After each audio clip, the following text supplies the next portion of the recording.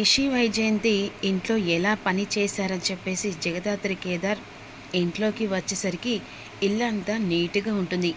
కౌశికి సుధాకర్ ఆశ్చర్యంగా చూస్తూ, పని మీ పిన్ని నిషి చేసింది అమ్మయ్య, ఎంత చక్కగా చేశారు, అసలు వీళ్ళే చేశారా, ఆశ్చర్యంగా ఉంది బాబాయ్, అసలు పిన్ని ఇంతలా చక్కగా పని చేస్తుందని అస్సలు ఎక్స్పెక్ట్ చేయలేదు అని కౌశికి అంటుంది. అవును వదిన, అత్తయ్య ఎంత చక్కగా చేసిందా అని విధంగా అంటుండగా ఈలోపు శ్రీవల్లి బకెట్ పట్టుకొని అటువైపుగా అంటే ఇంకో రూమ్కి వెళ్తూ ఉంటుంది తడిమాపు వేయడానికి.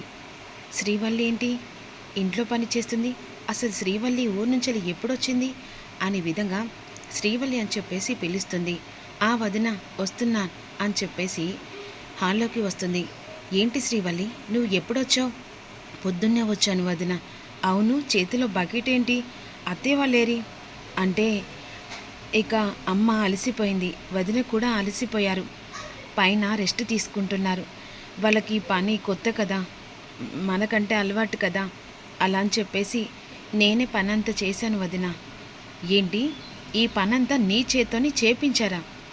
వైజయంతి, నిషి అని చెప్పేసి గట్టిగా పిలుస్తుంది. అప్పుడు హాల్లోకి వస్తారు. ఏంటి, అసలు ఏం జరుగుతుంది అర్థమవుతుందా? ఇంట్లో పని శ్రీవల్లితో చేయించడం ఏంటి? ఏంది బా అలా మాట్లాడుతున్నావు? శ్రీవల్లి చేయకుంటే ఎవరు చేస్తారు? తేరగా తింటున్నారు కదా. అయినా ఇదంతా పని చేయడానికి తనకేం అర్హత ఉందని చెప్పేసి అనుకుంటున్నావు వైజయంతి? తప్పు చేసింది నువ్వు, శిక్ష అనుభవించింది మీరిద్దరు. అలా అని తనతో ఇదంతా చేయించడానికి కనీసం మీకు మనస్సాక్షి ఉందా? తను ఇంత పని చేస్తుందే, అత్తగొడలు కలిసి ఇంత పని చేయడానికే ఇద్దరికి యాష్టొచ్చింది. ఇంటి మొత్తం తనే తడిమాపేసి ఇంట్లో పనులన్నీ చేయడానికి. ఏంది బా, పెళ్ళ మీద ప్రేమ లేదు కానీ పని మనిషి మీద ప్రేమ ఉందా? వైజయంతి, ఇంకొకసారి శ్రీవల్లిని పదే పదే పని మనిషి అన్నావనుకో పండ్లు రాలగొడతాను. అయిన పిన్ని, తప్పు చేసింది మీరిద్దరు, పని మనిషిని రాధక్కను బంద్ చేపేలా చేసింది మీరిద్దరు. అలా అని శ్రీవల్లికి ఇలాంటి శిక్ష వేసి తనతో ఈ పనంతా ఎందుకు చేయిస్తున్నారు? ఎవరి డ్యూటీ వాళ్ళు చేయాలి, ఆ పనేదో మీరే చేయాలి. శ్రీవల్లి, ఆ బకెట పక్కన పెట్టు. ఏ నిషి, అది తీసుకొని వెళ్ళు. ఏంటి వదినా, ఏదో లోకలేని తప్పంతా మేమే చేసినట్టుగా అలా మాట్లాడుతున్నావేంటి? వదిన అనడంలో తప్పేముంది నిషి, మీరే కదా ఇదంతా చేయించారు. అయినా ఇంకా శ్రీవల్లితోని ఇదంతా చేయించడానికి అసలు చి, మీరు మనుషులేనా ఏంటే? తెగరెచ్చిపోతున్నావు. నువ్వు వంటగదిలో టకటక వెళ్ళి చికచక వంటలు చేయంగా సరిపోతుందా? ఇల్లెడు పని నేనే చేశాను, అత్తయ్య నేను కలిసి. శ్రీవల్లి వచ్చి ఏం చేసింది? మాప్ పెట్టింది, ఇక బట్టలు మడత పెట్టింది. అంటే మీరు ఏం చేయలేదన్నమాట. అయినా మీరు చేసిన దానికి శిక్ష ఇదే. ఇంట్లో పనులు ఎవరైనా ముట్టారో మర్యాద దక్కదు. నిషి వైజయంతి మాత్రమే ఈ పనంతా చేస్తుంది అని సుధాకర్ చెప్పి వెళ్ళిపోతారు. ఏంటత్తయ్య, అసలు ఇంట్లో వాళ్ళందరూ కలిసి మన మీద ఇంతలా పగపట్టారు? చూస్తా అమ్మి చూస్తా, ఎన్ని రోజులు ఇట్టా సాగుతుందో చూస్తాను అనే విధంగా అన్న తర్వాత వెంటనే శ్రీవల్లి తన రూమ్లోకి వెళ్ళి చేతికి అంతా ఇక బొబ్బలు వస్తాయి కదా, మొత్తం క్రీమ్ అంటే ఆయింట్మెంట్ పెట్టుకుంటూ ఉంటుంది. శ్రీవల్లి అలా వెళ్ళిపోయింది. పదకేదనని చెప్పేసి శ్రీవల్లి దగ్గరికి వెళ్తారు. తన చేతికి మొత్తం బొబ్బలు ఉంటాయి. ఏంటి, శ్రీవల్లి చేతికి ఏమైంది అలా మొత్తం అని చెప్పేసి గబగబా, ఏమైందమ్మా చేతికన్నీ బొబ్బలేంది అంటే, అన్నయ్య ఇంట్లో పని చేశాను కదా. లేదు, ఇంట్లో పని చేస్తే చేతులన్నీ ఇలా బొబ్బలెక్కాయి. నువ్వు ఏదో పని హార్డ్ పని చేసావు. ఏం చేసావు? ఏం లేదు వదిన, ఇందాక నేను వచ్చినప్పుడు నువ్వు వంటగదిలోకి వెళ్ళి ఇక గ్రైండర్లో పిండి పడతావు కదా, ఏకంగా మిక్సీ మొత్తం వాళ్ళు కావాలని నీ చేత్తోని పిండి రుబ్బియాలని చెప్పేసి అనుకున్నారు. పాపం పొద్దున్నాక నువ్వు పని మీద స్కూల్కి వెళ్ళి వస్తావు, చాలా లెసిపోయి ఉంటావు, అదంతా నువ్వు ఎలా చేస్తావని వాళ్ళు అలా చేసినందుకు నేనే ఆ పిండంతా రుబ్బాను వదిన.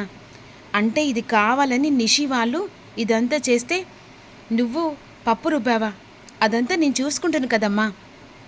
లేదన్నయ్య, మీరు పొద్దుందాకా వెళ్ళి అలసిపోయి వస్తారు, మళ్ళీ వదిన వచ్చి వంట చేస్తుంది, అలా అని చెప్పేసి నిషి వదిన అలా చేయడం కరెక్ట్ కాదు కదా, మళ్ళీ ఏదన్నా గొడవ అవుతుందని పిండంతా నేనే రుబ్బానన్నయ్య అని అన్న తర్వాత, ఛీ, ఇంత నీచులా, వీళ్ళకి ఇన్ని చేసినా కూడా అసలు బుద్ధి రావట్లేదు జగదాత్రి.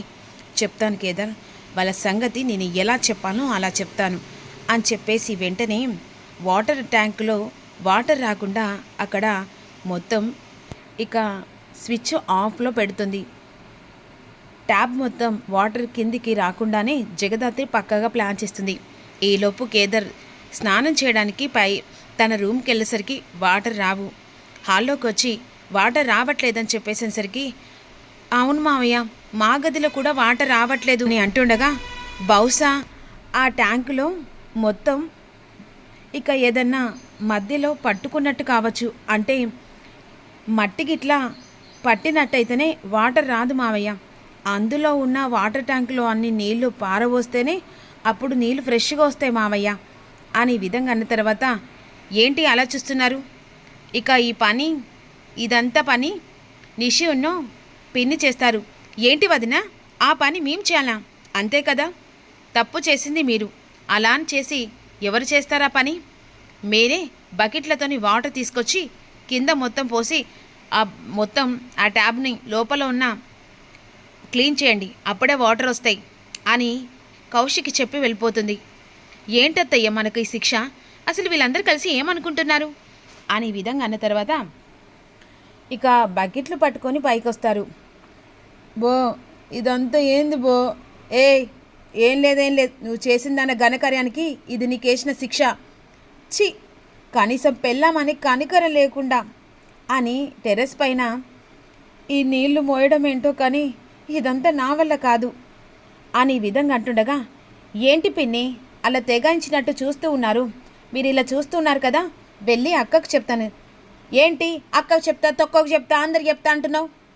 చేస్తాను కదా, ఎందుకలా ఆట ఆడుకుంటారు ఏంది అని వెంటనే వాళ్ళ చేతెమ్మడి టెర్రస్ పైకి ఎక్కి కిందికి దిగి బకెట్లతో బిందెలతో కింద పారవోస్తూ ఉంటారు. అలా ఇద్దరిని ఒక పట్టపగలు జగదాత్రి కేదార్ చుక్కలు చూపిస్తారు. ఒక్కసారిగా ఇక అక్కడ వైజయంతి బకెట పట్టుకొని కుప్పకొలుతుంది. ఏంటత్తయ్యా అలసిపోయావా? అవునమ్మి అలసిపోయాను. ఒక్కసారికి ఎక్కితే అలసిపోయిన నువ్వు పాపం తను ఏం పాపం చేసిందని తనతో ఇల్లు చాకిడి మొత్తం చేయించిదే కాకుండా నేను ఇంట్లో పిండి రుబ్బకుండా మిక్సీని మీరు కావాలని దాన్ని రిపేర్ పెట్టేలా చేశారు. నా చేత్తోని పిండి రుబ్బియాలనుకున్నారు. పాపం పిచ్చి పిల్ల, నాకు పని ఎక్కువ అవుతుందని చెప్పేసి అలసిపోతానని ఆ పిండి తనే రుబ్బిందట. ఎందుకత్తయ్యా శ్రీవల్లి అంటే అంత పగ? అలసిగా ఉన్నానని చెప్పేసి తనని ఆడుకుంటున్నారా? అందుకే ఈ రకంగా మీ ఇద్దరికి శిక్ష విధించేలా చేశాను. అది ట్యాబ్ ఖరాబ్ అవ్వలేదు, మీ ఇద్దరి చేత ఈ పని నేనే చేయించాను. చెప్తాను నీ సంగతి చెప్తాను. నా ఇంట్లో అడుగుపెట్టి నాతో ఆడుకుంటావా? ఎవరు వచ్చిందని లెక్క కాదు నిషి, మీరు చేసే బుద్ధులను బట్టి మీ ప్రవర్తన మారుతుని బట్టి మేము ఇలా చేయడం వస్తుంది. మీరు ఎక్కువ తక్కువ మాట్లాడనుకో వదిలకు నిజాలన్నీ చెప్పేస్తాను.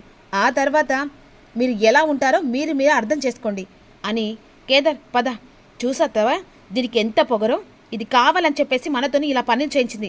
అక్కడ ట్యాబ్ వచ్చినా కూడా కావాలని ఇదంతా చేయించింది. చెప్తాను, ఇది ఏదో ఒక రోజు నా చేతికి చిక్కదా, అప్పుడు దీని సంగతి నేను చెప్పనా? అమ్మా పదమ్మా, ఓపిక లేదు, నా చేతులు కాళ్ళు గుంజుతాని.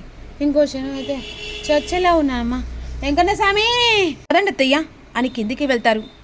ఈలోపు జగదాత్రి కేదార్ ఇక ఆలోచిస్తూ ఉంటుంది. ఇప్పుడు మనం బయటికి వెళ్ళినా కూడా శ్రీవల్లితో అత్తయ్య ఖచ్చితంగా పనులు చేస్తుంది. ఇప్పుడు ఎంట్రీ చేయాలి మనతేను. ఈలోపు హాల్లోకి కౌశికి వస్తుంది. వదిన నీతో కాస్త మాట్లాడాలి. ఏంటి జగదాత్రి?